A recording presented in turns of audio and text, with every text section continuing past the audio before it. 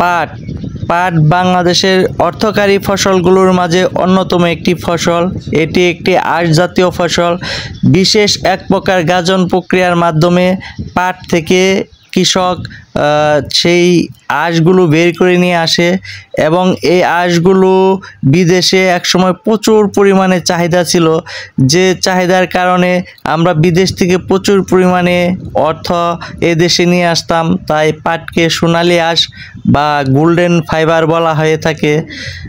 এই পাট কৃষক অনেক পরিশ্রমের মাধ্যমে এই আঁশগুলো বের করে নিয়ে আসে। পাটের বহুবিধ ব্যবহার রয়েছে পৃথিবীতে বিভিন্ন জায়গায়। পাটের গোড়া থেকে মাথা পর্যন্ত প্রত্যেকটা জিনিসই মানুষ ব্যবহার করে থাকে।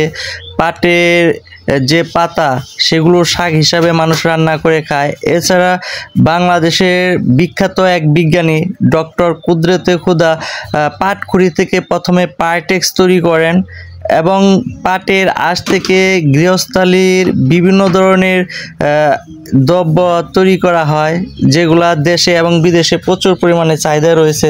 পাটের তৈরি জিনিসগুলো পরিবেশ বান্ধব এবং প্রাচীনকাল থেকে পাটখড়ি দিয়ে মানুষ ঘরবাড়ি নির্মাণ করত। আগুন জ্বালানোর কাজেও পাটখড়ি ব্যবহৃত হয়ে আসছে। ধন্যবাদ সবাইকে।